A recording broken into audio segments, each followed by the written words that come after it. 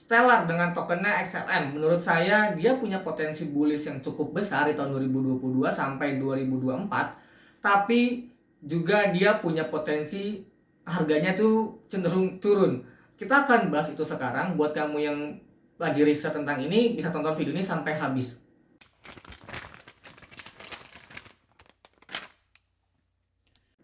Kita akan sedikit flashback untuk dapat gambaran bagaimana potensi ke depan dari Stellar ini. Jadi kalau kita flashback sedikit ke awal banget, pendiri Stellar ini juga dulunya itu pendiri daripada XRP, tapi dia keluar karena tidak sepakat gitu tentang potensi atau tentang masa depan daripada XRP ke depannya. Nah, dia langsung bikin Stellar dengan token XLM. Tujuan Stellar itu sama kayak XRP. Jadi mereka itu bukan membuat kripto untuk menggantikan institusi keuangan yang ada sekarang gitu, tapi dia membuat Stellar, membuat jaringannya itu untuk mengembangkan infrastruktur keuangan yang ada sekarang, kemudian berintegrasi dengannya. Oke, beda nih. Jadi beda nih.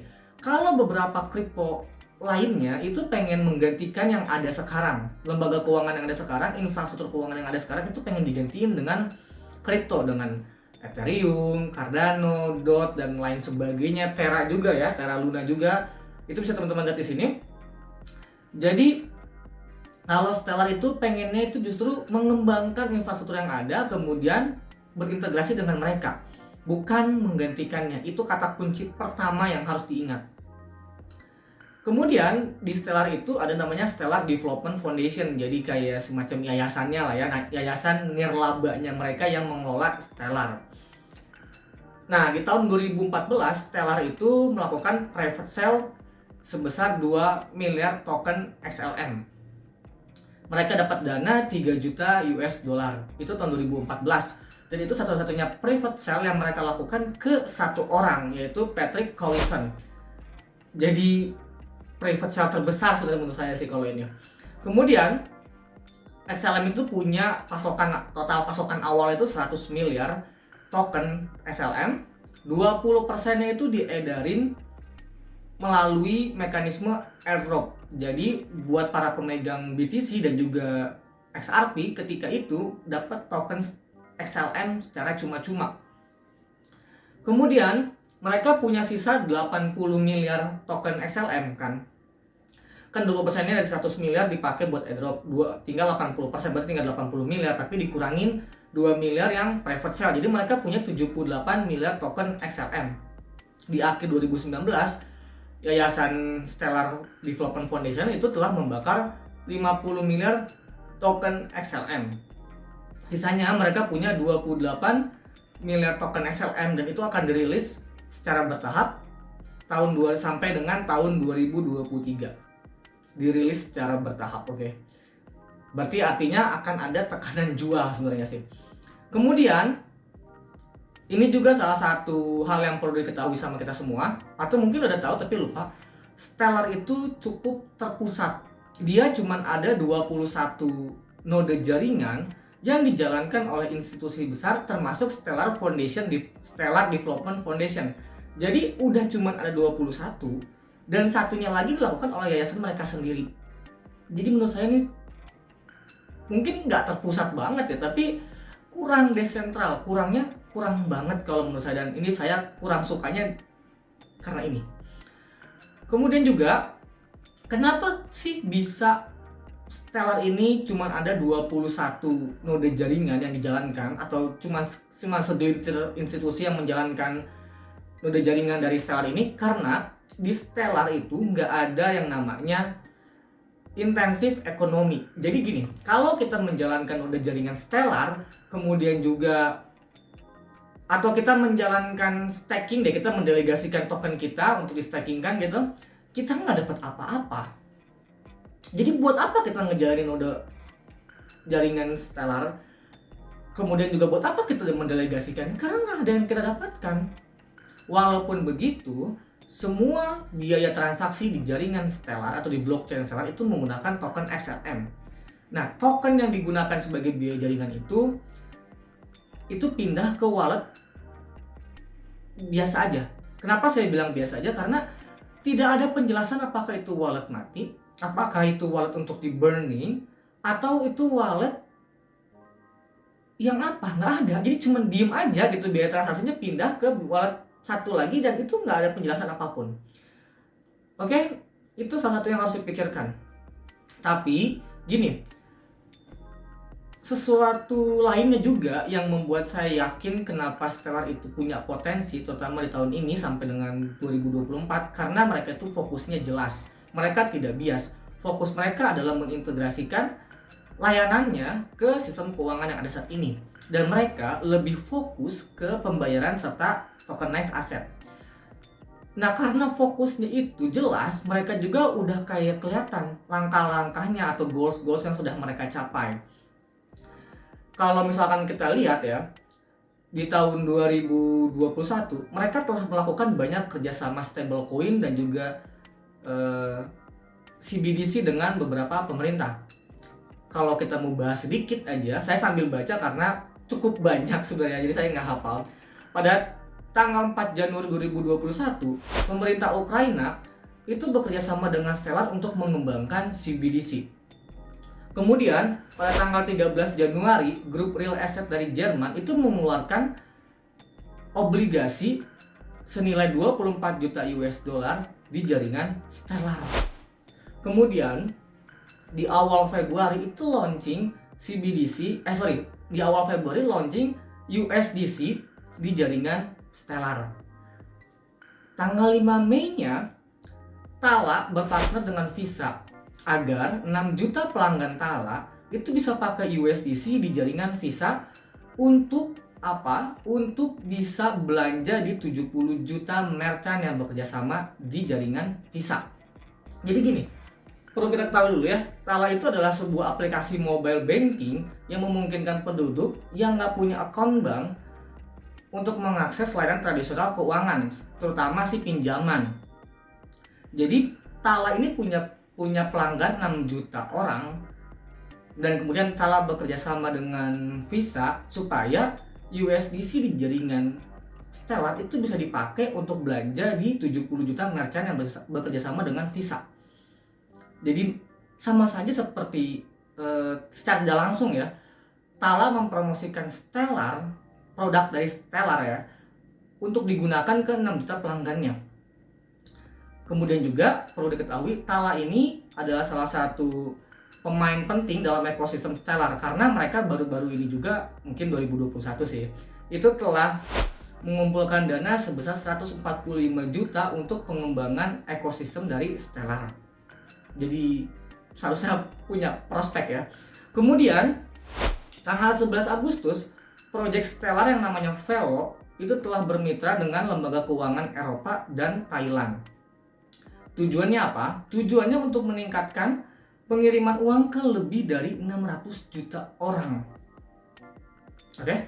Memang secara tidak langsung lembaga keuangan di Eropa dan Thailand ini tidak mempromosikan Stellar, tapi menggunakan produk daripada Stellar. Jadi seharusnya semakin banyak fee yang terjadi, kan setiap transaksi ada fee-nya kan, dan itu pindah ke wallet yang tadi diem itu. Seharusnya semakin sedikit ke depan itu token XLM yang berjalan di jaringan atau yang berada di pasar gitu, seharusnya semakin sedikit. Tapi permintaannya naik, seharusnya harganya akan semakin naik. Ketika permintaannya naik, supply-nya sedikit, seharusnya ada peningkatan ya. Kemudian dari 12 Agustus sampai November 2021, itu Stellar bermitra dengan beberapa perusahaan di beberapa negara. Di antaranya perusahaan asal Chili, Argentina, Brazil, Kolombia, dan Kanada untuk membuat stablecoin yang dipatok ke mata uang masing-masing negara itu. Bagus dong. Artinya produk mereka semakin digunakan. Artinya semakin banyak fee yang ada kemudian pindah ke wallet yang nggak diapa-apain itu, yang wallet anggaplah itu wallet mati. Kemudian semakin besar pula permintaan token XLM untuk digunakan sebagai fee, tapi semakin sedikit yang beredar, seharusnya semakin naik lagi harganya. Kemudian gini, semua proyek stablecoin yang tadi saya sebutin itu secara tidak langsung menandakan bahwa blockchain Stellar ini memiliki potensi pengembangan CBDC dengan banyak negara lainnya lebih besar dibanding beberapa blockchain lainnya, karena di jaringan Stellar, di blockchain Stellar itu sudah banyak contoh-contoh proyek stablecoin yang bisa diandalkan. Seharusnya seperti itu ya, ini kalau menurut saya pribadi. Kemudian ada berita tentang Stellar dengan MoneyGram. Di bulan Oktober, Stellar berpartner dengan MoneyGram yang memungkinkan USDC dikonvert ke uang tunai. Begitu pula juga dari uang tunai dikonvert ke USDC. Perlu kita ketahui, MoneyGram itu adalah salah satu penyedia pembayaran pengiriman uang terbesar di dunia. Beroperasi di 200 negara, memiliki 350 lokasi fisik, kemudian juga memiliki lebih dari 156 juta pelanggan.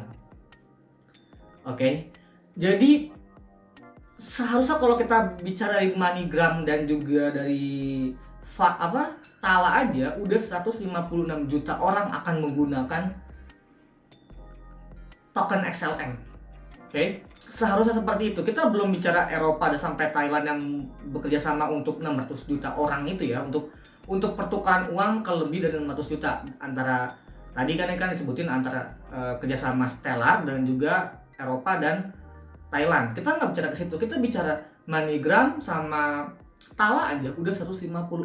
Kalau ditambah dengan kerjasama antara Eropa dan Thailand, itu berarti ada 756 juta pelanggan yang akan seharusnya menggunakan jaringan ataupun blockchain dari Stellar.